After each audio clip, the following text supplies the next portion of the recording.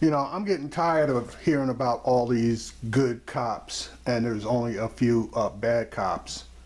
I just did a story about a police officer in Texas that shot up a church, fired shots indiscriminately into a black neighborhood, and made racial slurs that got to walk with no charges being filed.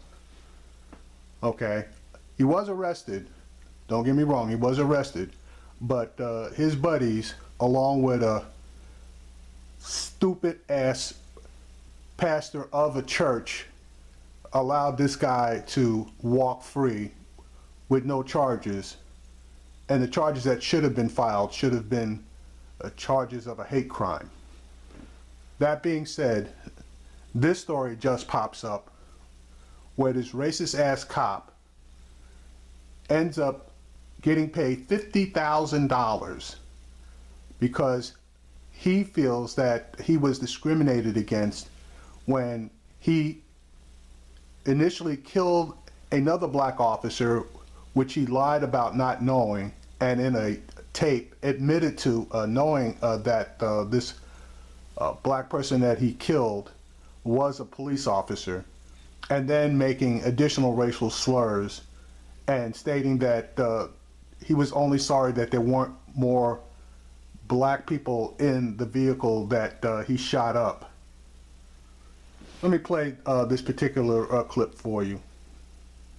A former Los Angeles Police Department detective is awarded $50,000 as part of a settlement with the city. Frank Liga alleges he lost his job after being wrongfully perceived to be racist. This is the same man that shot and killed fellow LAPD officer Kevin Gaines, who is black, in 1997. Liga was found to be acting in self-defense during a road rage confrontation and claimed he didn't know Gaines was a cop. Oh, that makes it okay. Okay, during a training seminar 16 years later, Liga was recorded making racist comments and even jokes about shooting Gaines. Carl Douglas hit me up. He goes, did you intend to shoot him? I said, I hit him, didn't I? He goes, well, it was an accident. No, it wasn't an accident. He goes, do you have any regrets? I says, yeah. And he leans forward again. He goes, you regret shooting him? I says, no, I regret that he was alone in the truck at the time. Figure that one out. You know, they didn't hear that? Alone in the truck at the time. I could have killed a whole truckload of them. And would have been happily doing so. The 28-year veteran retired rather than be fired when the full recording was released to the public in 2014. Under terms of the agreement, the city admitted no past or present wrongdoing. Joining us via Skype from Los Angeles to discuss the case is TV radio personality, social issues commentator, Jasmine Kanick. Hi, Jasmine. Thanks for joining us.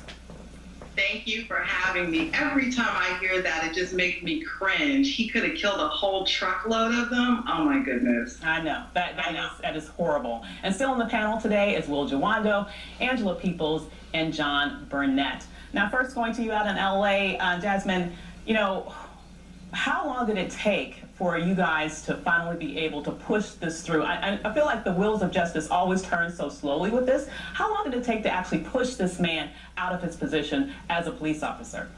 Well, let me tell you, as someone who broke this story back in, I think it was late 2013, early 2014, with the help of the officer who happened to be in that seminar and recorded it, I take a certain sense of pleasure and pride in the fact that Frank Liga is a former detective of the LAPD. It took about 2 years. What I think shocked people the most was the fact that he had the audacity to sue the city for reverse discrimination, asking for $300,000 back pay, front pay, and wanting his job back.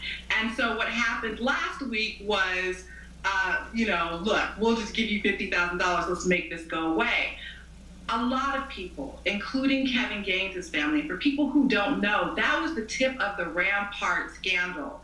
That killing of Kevin Gaines, if people know their LAPD history, Rampart broke wide open right after that. And so you're looking at the Rampart scandal, the Biggie Smalls murder, you know, the Tupac murder, all of this stuff is in some way connected. And for this man to have admitted that he took some sort of joy in killing this man, but also he admits that he knew who who knew who Kevin Gaines was before the shooting, but during the investigation, he said that he did not know who he was. So I know there are members of the Kevin Gaines family who really want our district attorney here in LA to re-look at this and reinvestigate this, because there is no statute of limitations on murder. Yeah. Absolutely. Thank you for what you've done. It's a horrible, horrible thing. I just gave a speech last week to the National Black Police Association and talked about this, and you saw the police chief in Dallas talk about walking this line of being a black police officer. When you take off the uniform, you're seen as a black man, and it can be deadly. I mean, no one is immune to the racism that's endemic in this country and some police officers across the country. And the fact that we would settle, I'm a lawyer, I know you got to settle sometimes, but the fact that this guy got rewarded, Got paid. for killing a fellow officer is just horrible. But thank God he's not on the force. I mean, it's really like rubbing salt into a wound. Here's the thing that I think that we don't talk about enough in this country. There is racism in police departments. Yeah. In 2006, the FBI released a report that talked about the increasing funneling of white supremacists in police departments. Yeah. What better job to have if you want to be able to kill black people and get away with it than to be a policeman? This is a prime example of someone who should never have had the authority to be able to use deadly force. And now he's getting paid for it? I mean, what are your thoughts about what we need to do to root this out? I mean, I think that it goes back to the root of policing in our country in general. Was the police were started off as slave catchers, right? Yes, and exactly. so if we think about it, it's not a far leap to see why someone like this officer would be in the police force and have these same sort of attitudes. My thing is, I'm interested in not just what was said in that training, but the other folks in and around that training, right? We talk about, there's just some bad apples, some bad police officers. Some of them are racist, some of them are not. Some need, access to mental health care or whatever. But what about all of the officers who are supposed to be the good officers that are sitting in this training? Thankfully, one of them came forward and was recording. What about the rest of those people that don't say, hey, don't even interrupt what he's speaking on to address this culture and this comment of violence and vitriol and hate and racism in the police force? So where are those folks? Where is that intervention happening? Absolutely. I'm going to go to Jasmine and I'll come right back to you. Okay. Jasmine, what's your response to that? And also, I'm interested in learning what happened to the policeman who leaked that tape. We know there's a long history of when policemen actually do come out and report an officer who's doing something wrong, that person then is under attack. What happened in this case? A complaint was filed. I'll start with the latter. A complaint was filed against that officer, so he's dealing with that issue right now. We'll see what becomes of that. I will say that I believe complaints were also generated against all of the other people who were also sworn officers who sat in that seminar and just laughed. And I mean, what you played was just the tip of the iceberg in terms of that audio. People really should go online, go to jasmineonline.com and listen to the entire 26-minute audio. He disparages Johnny Cochran. He disparages famed attorney Carl Douglas, and goes on and on and on. And thirdly, I would have to also say this. When you talk about rooting out racism in police departments, that is one of the things that our chief, Charlie Beck here, loves to get in front of the cameras and talk about. Well, let me tell you something. When you have an officer like Frank Liga, you make a part of their plea deal or their settlement rather, mandatory resignation. Okay? Absolutely. You do those things. So we had a recent situation where we had another bad cop, and so it's a lot of the same here in Los Angeles. I'm really happy that finally people have really begun to pick up on this story, and I'm hopeful along with the Gaines family that maybe someone will look into what exactly happened in 1997 to Kevin Gaines. Yes. And final thoughts? I agree with Jasmine, but except for one thing. I think that instead of mandatory resignation, it just should be outright firing, period, with no compensation whatsoever. I think I agree with everything that everyone else has said so far. I think in order to change the culture, it has to come from within. Absolutely. Good cops have to be protected. In the corporate world, we have a whistleblower's protection. Yeah. Something comparable needs to be done in the police department. Law enforcement throughout this entire country, especially in this type of climate, says if you see something, say something. So that same thing should be on the other side of the wall. The best people that are in position to root out the 1%, 5% cops, whatever you want to call it, because the majority are good cops and risk their lives every day. But to catch that small percentage that's really creating havoc for everyone else, we need the good cops to stand up, and we need to protect them on the other side of the blue wall. Well, I just say, I'm sorry, we're totally out of time. I would just say that, to me, good cops, you need to be able to stand up for me to be able to call you a good cop, okay? Jasmine, thank you so much for joining us from Los Angeles. Thanks. All right, I got several issues here that I want to bring up. First of all, why was this guy allowed to retire? When they allowed him to retire, that meant that he would get all of his retirement benefits. He would maintain his peace officer status, okay, which means that he could go to any other police department and get a job with no issues. That's total bullshit. This guy should not be or have the ability to go to another police department and get a job. But that's what happens in a lot of these cases. There's a problem with a cop. The cop is allowed to retire. Sometimes the cop is fired, okay? But when he's fired, they don't revoke his peace officer status. They don't pull his license. So he can go the next day and get another job, and that's what happens in a lot of these cases.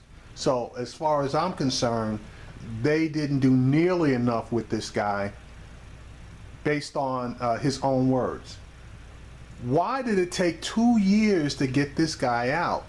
Once that tape was presented to the police department or any governing body over the police department, even the DA, this guy should have been out immediately. Then I got an issue with the fact that he was training other cops and they were laughing and went along with him.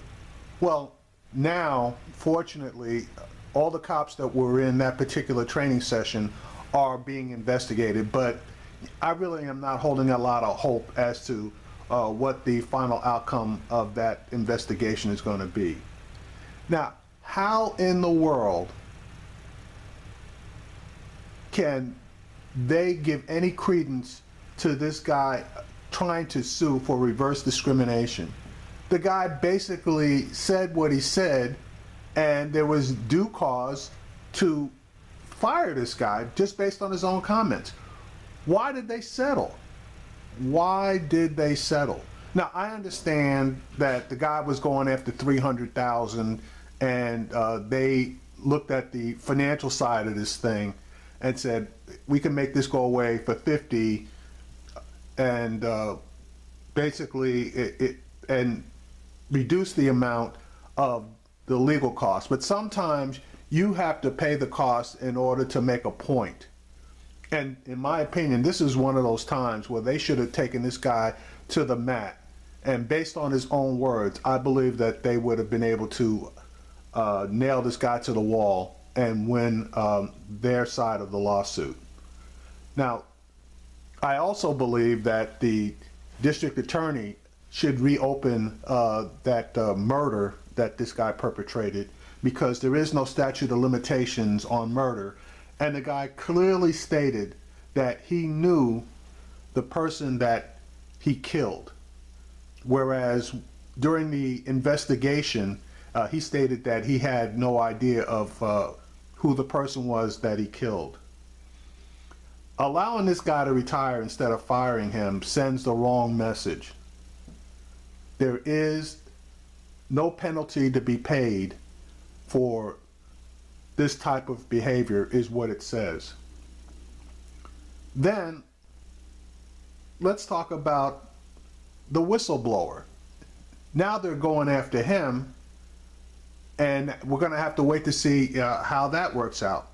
To me, this is just a prime example of white supremacy in the police department, and you can't tell me anything different. I'm going to go to that JasmineOnline.com site to see if there's any additional information within that recording so that I can hear it for myself. But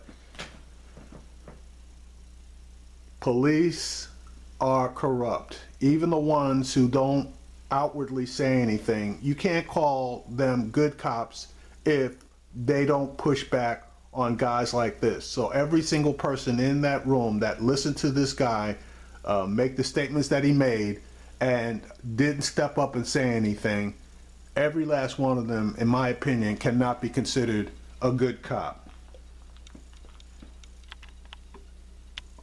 All right, just as an add-on, I went to Jasmine Canick's website and listened to the entire 26-minute audio of that police officer, or former police officer.